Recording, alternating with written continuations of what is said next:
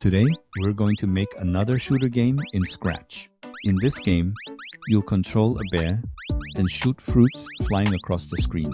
By the end of this video, you'll learn how to make a shooting game like this one. It's super fun, easy to build, and perfect for beginners. Let's get started. First, let's upload a backdrop. For this game, I'm going to choose a beach backdrop. Feel free to check out the description below if you would like to follow along. Next, let's upload all the sprites we need for this game. First, you'll need the bear sprite, which will be the player that we control. Then, upload the fruit sprite. These are the targets that the player will try to shoot. Finally, upload a bullet sprite.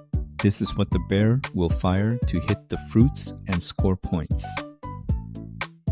Let's add some controls to the bear. When the green flag is clicked, set the bear to its starting position. Then use a forever loop to check for keyboard input.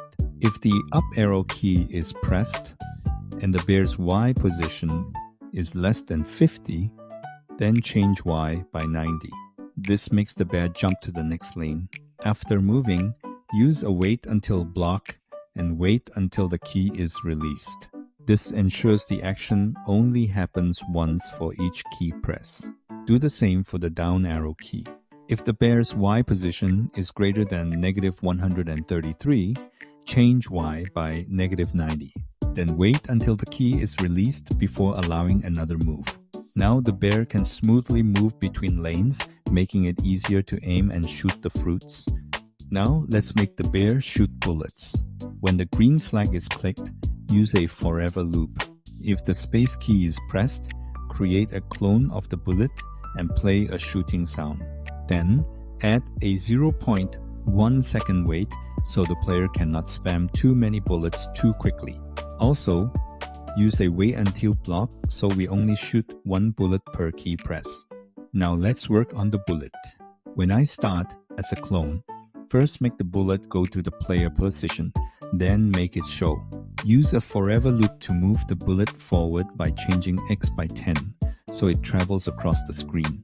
If the bullet reaches the edge of the screen, delete the clone so it disappears.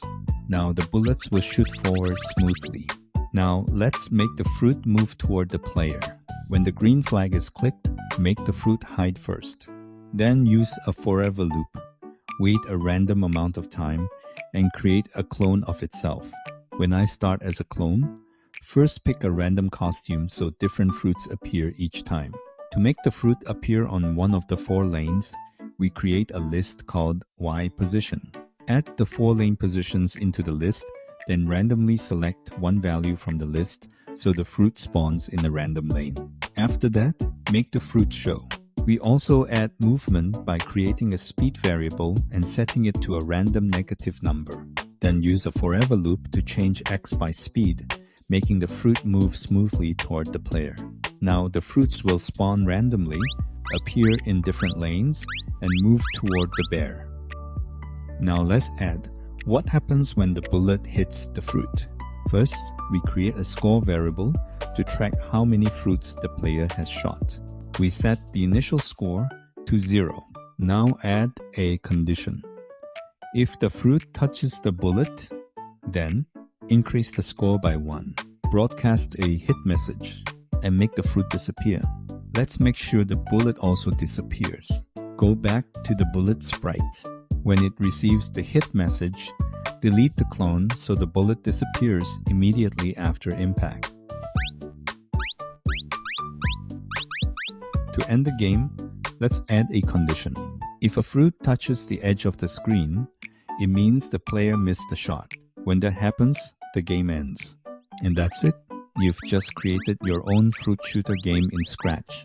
Now you can control the bear, shoot flying fruits.